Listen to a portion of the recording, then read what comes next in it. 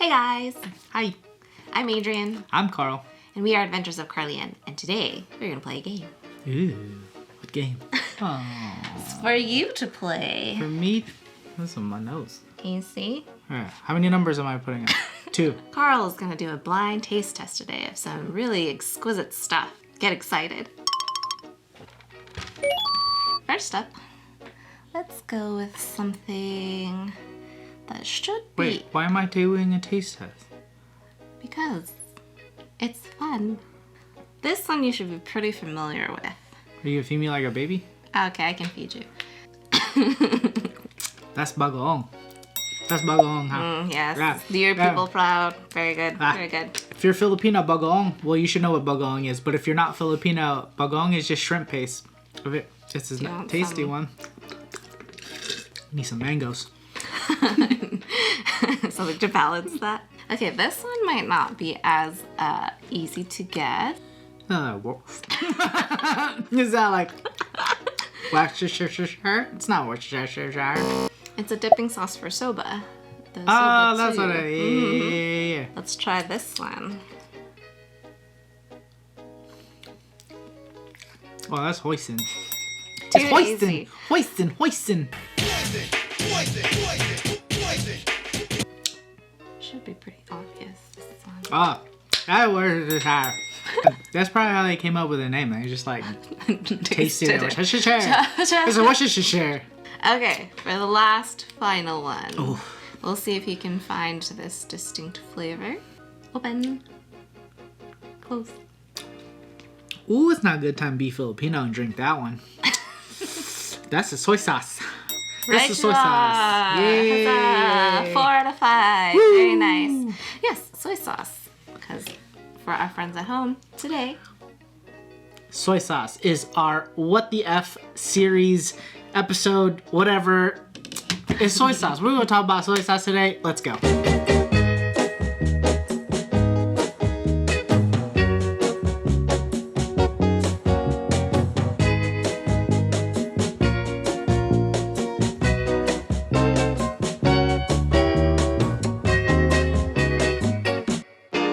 soy sauce is one of those ubiquitous, common, everyday items that people kind of don't give a second thought, just like salt.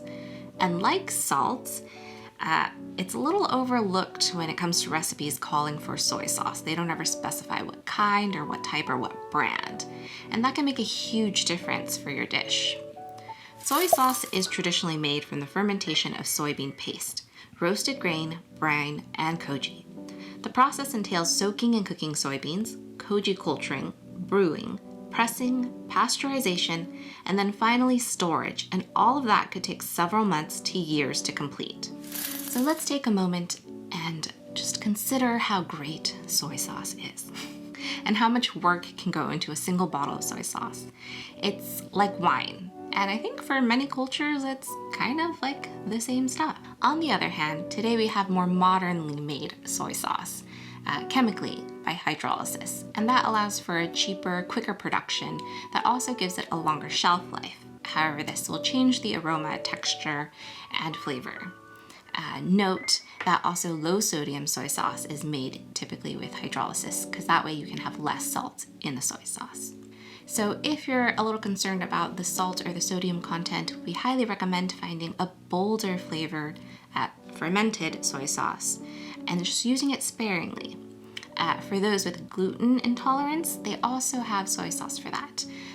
Specifically, you can look for something called tamari, and that's traditionally made with no wheat. Soy sauce originated almost 2,000 years ago in China and was brought to Japan at the same time as Buddhism with its heavy use of soy. Roughly around the same time, there was evidence of soy sauce in Korea as well. The first documented exportation of soy sauce with Europe was in 1737 when it traveled from Japan to Indonesia to the Netherlands. And the first soy sauce production in the States began in Hawaii in 1933. The theory is that sauces like soy sauce were created to stretch salt, which at the time was really expensive. So all of this stuff about soy sauce, let's talk about the types and how to choose. So just like salt in wine, Each country has their own variety of soy sauce. They generally differ in color, in thickness, in age, and even added flavors. So let's get into some of the countries that have different types of soy sauces to give you a little more familiarity. Chinese soy sauce comes in a regular or light, dark, aged, mushroom flavored, or thick. Typically, Chinese recipes using soy sauces refer to the light soy sauce. Premium usually means that it's the finest, purest extraction as opposed to subsequent extractions that might have less flavor or have added flavors. Now we have Thailand. Thai soy sauce is similar to Chinese in their varieties. White soy sauce is used as regular soy sauce in Thai cuisine, while black soy sauce is used primarily for color. Another darker colored variety, sweet soy sauce, is used for dipping sauces, including a topping of soft serve ice cream. Yummy. Now we have Japanese soy sauce, or shoyu.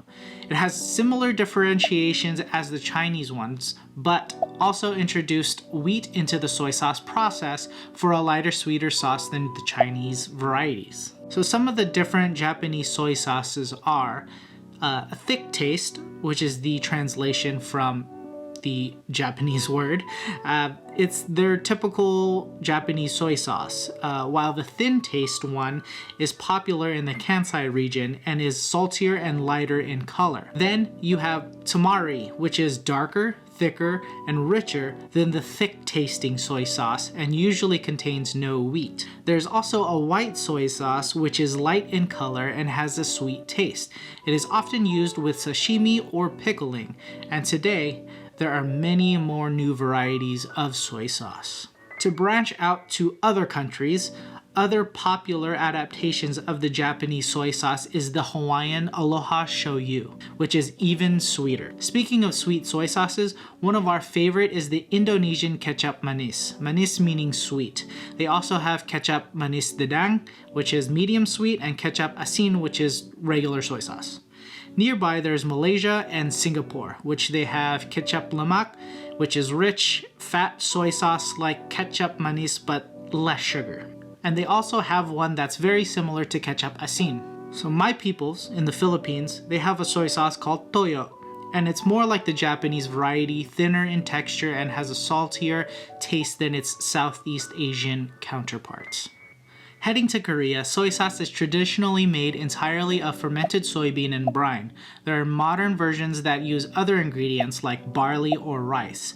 There are three main varieties of Korean soy sauce: clear, which is aged for 1 year, middle, that is aged for 3 to 4 years, and dark, which is aged for more than 5 years. And that's not all. But wait! There's more! Some of the varieties of soy sauce include the Taiwanese black bean soy sauce and the Burmese bean fish sauce. So how do you choose a soy sauce out of all of these kinds? Well, basically, you kind of want to go off the country of origin of the dish you're going to make. But honestly, it's kind of personal preference. It's what tastes good to you. For me, I really love shoyu. It's sweet. I don't have to add extra sugar to it. It's salty enough, and yeah. So another thing to consider is the application of how you're using this soy sauce. Basically, if you're gonna make a marinade or some like sauce, choose something with a lot of flavor, or if your dish is really reliant on the soy sauce itself, then pick something that's premium or aged or more flavor. Using soy sauce is as easy as pouring it into your pan. What's really difficult is, again, how and when to use it. If you're experimenting with a soy sauce you've never used before, go ahead and take a little taste of it. Notice its flavor, its intensity, the thickness of it, everything. If the bottle says it's aged, how long was it aged for? All of these things that you want to take note of so you know how to apply it to whatever dish you're going to make, because those flavors, those textures, and everything is going to affect your dish. So even though there are many versions of soy sauce like we mentioned earlier, let's go even further and break it down even more. So we're going to break it down into these categories of light, dark, thin, thick, and flavored. light soy sauces are the most common soy sauces there are. Now, it's lighter and saltier than the darker versions, and you can use it for soups, stews, marinades, stir fries, and sometimes a dipping sauce if you're mixing it with other things. Usually, if a recipe calls for soy sauce and there's no mention of a brand or the specific type of soy sauce, you're more than likely going to pick a light soy sauce, or it is referring to a light soy sauce. Then we have dark soy sauce. Obviously, it's darker, it's thicker, it's richer, it's sweeter, and that's all thanks to the longer period of aging. Personally, I like to add dark soy sauce to my soups and stews just so it gives it much more of a deeper flavor. Also, make sure to read the labels. It sometimes can contain caramel or even molasses.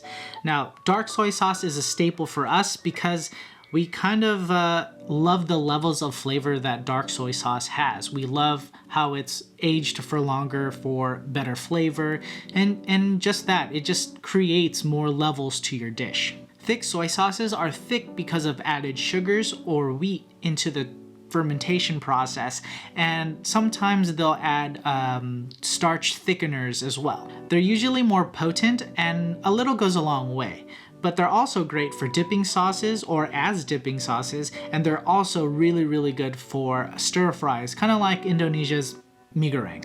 Flavored soy sauce are a very special kind of sauce. You have mushroom flavored, which can be added to dishes, and it's a very earthy flavor, and you can substitute it for dark soy sauce. Also, you have shrimp flavored ones that can enhance seafood dishes.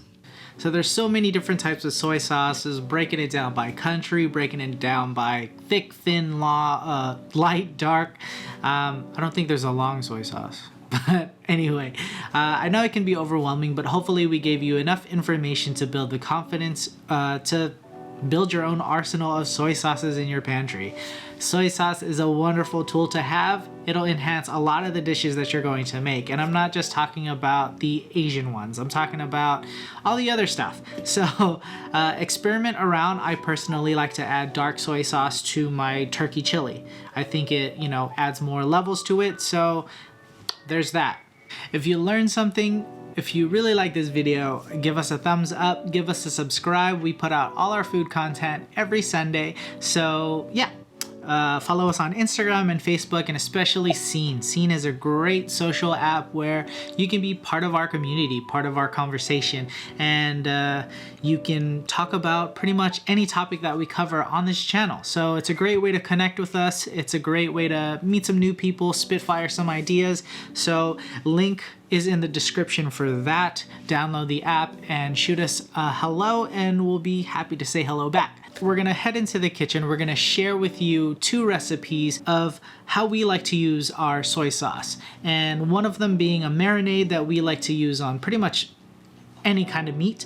And the second being a soy sauce glaze that we like to brush on top of something that we've roasted or baked, or even some desserts sometimes. So let's head into the kitchen and bye. Wait, not bye. We're going to the kitchen. I'll be right back. Okay? Ready? For our go-to marinade, we're going to use our Korean soy sauce.